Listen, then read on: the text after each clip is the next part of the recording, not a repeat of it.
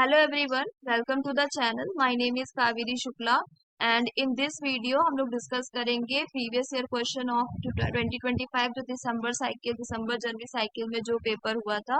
ठीक है, तो सबसे इम्पोर्टेंट कोई भी एग्जाम को क्लियर करने के लिए दो चीजें होती हैं। एक तो आपको सिलेबस को अच्छे से गो थ्रू करना चाहिए, प्लस आपको जो पीवाईक्यूज पिछले 10-5 साल के हैं उसको अच्छे से पढ़ के जाना जरूरी है। ठीक है, ये मोस्ट इम्पॉर्टेंट है और हर एक क्वेश्चन को समझना, पैटर्न को समझना बहुत इंपॉर्टेंट है। ठीक है, तो मैं इसमें थ्योरी वीडियोस कम डाला करूंगी, मैं पीवाईक्यू से ही आपको एक्सप्लेन करके हर एक यूनिट को बताऊंगी। ठीक है, तो कॉमर्स, और अगर आपको हमारी वीडियो अच्छी लग रही हो तो प्लीज इसे लाइक शेयर एंड सब्सक्राइब कर लीजिए और हमारे से ज्वाइन हो जाइए। आगे आपको कुछ भी मतलब जो भी अपडेट्स होंगी आपको नोटिफिकेशन आ जाएगी और आपको मिस नहीं होगा। ठीक है, तो देखिए, तो कॉमर्स जिसका भी पेपर 2 कॉमर्स है उसकी जो यूनिट 1 है business environment and international business. ठीक है, तो इस यूनिट के हम लोग जो 2025 साइकिल में जो भी पीवाईक्यू क्वेश्चंस आए हैं वो इस यूनिट से रिगार्डिंग वो क्वेश्चंस हम लोग यहाँ पे डिस्कस करेंगे। ठीक है, और जो भी इम्पोर्टेंट थ्योरी की यूनिट में जो भी इम्पोर्टेंट हर एक यूनिट से जो भी इम्पोर्टेंट टॉपिक्स होंगे उसके भी मैं कम कम मिनट में मतलब 10 मिनट्स 15 मिनट्स में उसको अच्छे से टू द पॉइंट करके आपको एक्सप्लेन करते हुए वीडियो जरूर अपलोड करूंगी। ठीक है, लेकिन हम लोग मोस्टली क्वेश्चन से समझेंगे, ज्यादा से ज्यादा क्वेश्चन सॉल्व करने की कोशिश करेंगे। ठीक है, जो हम और वो भी रियलिटी में जो एग्जाम में पेपर आया है उसके क्वेश्चंस। ठीक है, तो हमारे सफलता के चांसेस बढ़ जाएंगे जेआरएफ होने के इस बार दिसंबर में। ठीक है, तो लेट्स स्टार्ट। ओके, तो सबसे पहला क्वेश्चन हमारा आता है, ये आपके रियलिटी में एग्जाम में क्वेश्चन आया है इस यूनिट से।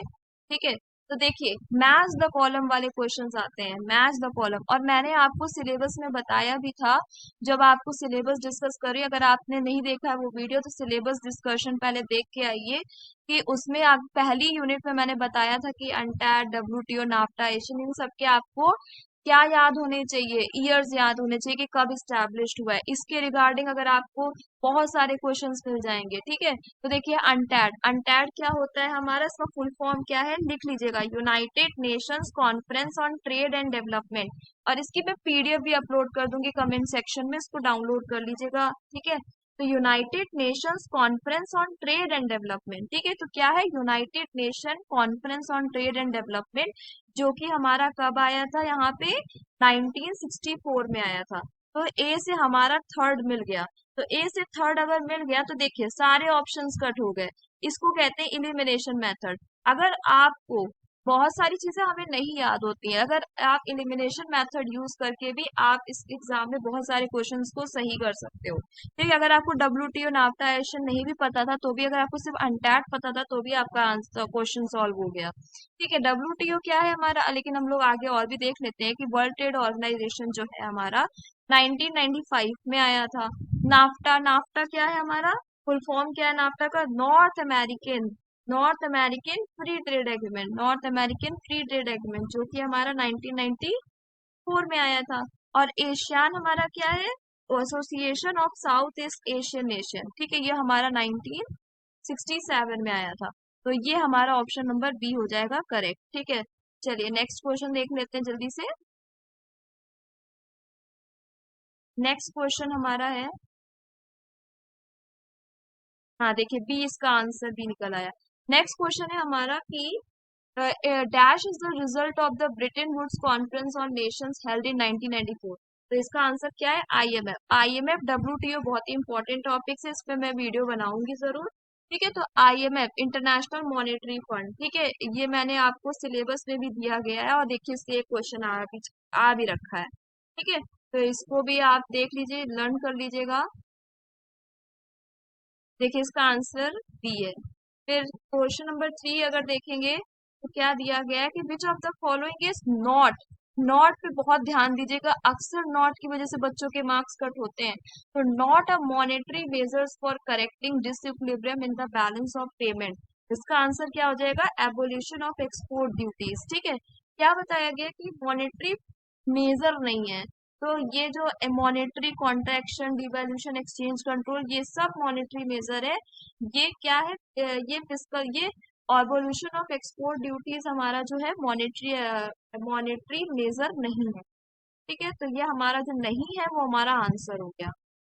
ठीक है, अब ये यहाँ पे कुछ गलत टाइप है, इसको मैं एडिट करके आपको दूंगी। इसका आंसर यहाँ पे डी होगा। ठीक, चलिए नेक्स्ट क्वेश्चन देख लेते हैं। हाँ, ऑप्शन अब यहाँ पे क्वेश्चन नंबर 4 देखिएगा। Which of the following is a situation. अब आपसे यहाँ पे क्या पूछा है, सिचुएशन पूछी, कैसी एडवर्स सिचुएशन पूछी है, बैलेंस ऑफ ट्रेड की। अब बैलेंस ऑफ ट्रेड में क्या होता है, एक्सपोर्ट इंपोर्ट होता है। ठीक है, एक्सपोर्ट और इम्पोर्ट होता है। ठीक है, तो क्या होता है कि अगर इम्पोर्ट हमारा ज्यादा हो जाता है, ज्यादा अगर हम लोग खरीद रहे हैं और बेच कम रहे हैं, तो ये हमारी एडवर्स सिचुएशन हो जाती है। तो इसका आंसर क्या हो जाएगा कि इम्पोर्ट मोर देन एक्सपोर्ट। ठीक है, चलिए अब नेक्स्ट देख लेते हैं जल्दी से। ये देखिए इसका ए आंसर है।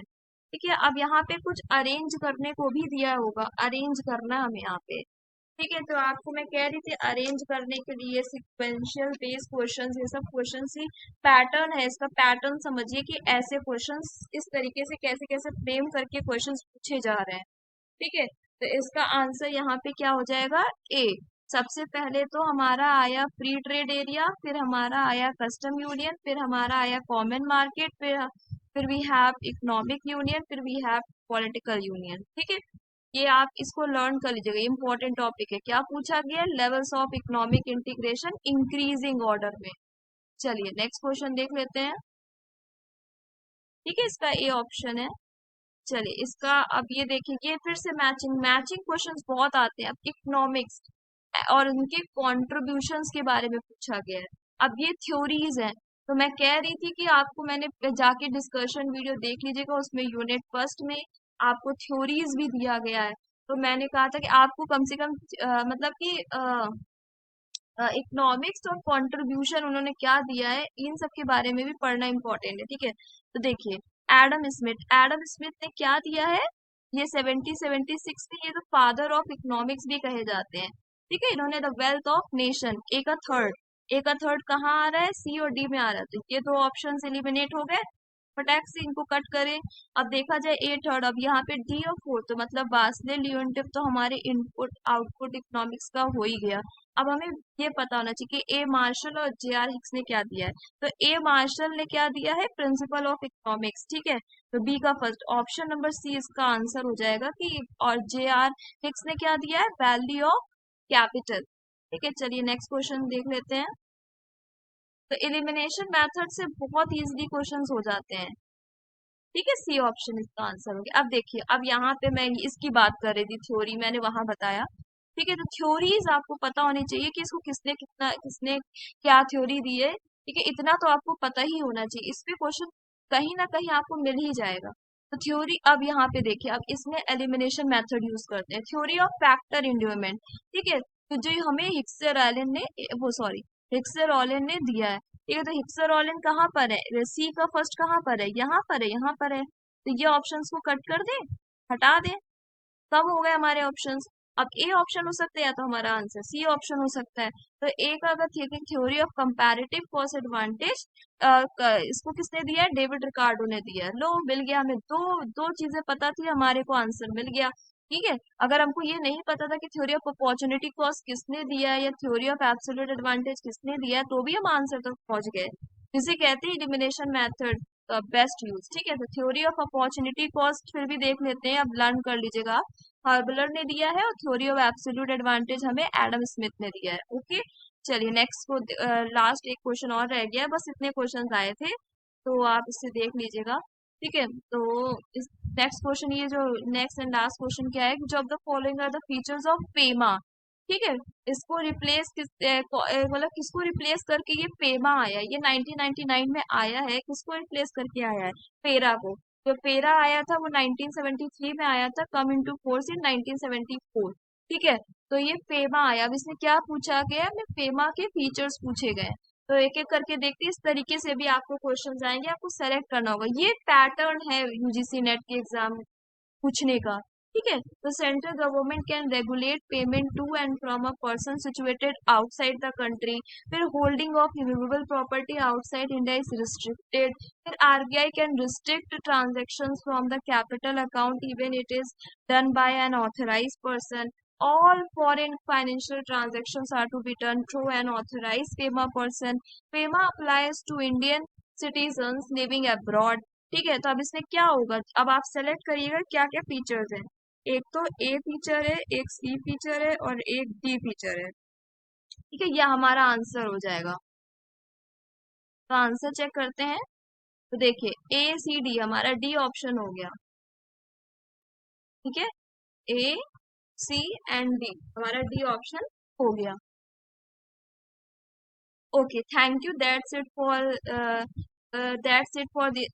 This in video. ठीक है, thank you for watching this video and अगर आपको हमारी ये वीडियो अच्छी लग रही है तो प्लीज इसे सब्सक्राइब, लाइक और शेयर करके और लोगों को भी बताइए और कनेक्ट होके हम लोग पीवाईक्यूज अच्छे से एनालाइज करेंगे, अच्छे से इसको स्टडी करेंगे, ताकि एग्जाम में भी अगर पीवाईक्यूज मतलब पीवाईक्यूज की हेल्प से एग्जाम में भी कॉन्सेप्ट्स अगर रिपीट होंगे तो हम लोग सही आंसर मार्क कर पाएंगे। कैसे भी क्वेश्चन आएंगे फिर भी हम लोग उसको टैकल कर पाएंगे। ठीक है, और इस बार जेआरएफ जरूर होगा, सबका होगा। ठीक है, और सबका नहीं, मतलब जो मेहनत करेगा, प्रैक्टिस करेगा उसका होगा, इसलिए प्रैक्टिस करते रहिए। ठीक है, और अगर जो ठीक है, फिर अगर आपको हमारी वीडियो अच्छी लगी हो तो इसे सब्सक्राइब कर दीजिएगा, मतलब वीडियो चैनल को सब्सक्राइब कर दीजिएगा और वीडियो को लाइक कर दीजिएगा और कमेंट करके बताइएगा कैसी लग रही है वीडियो। Thank you.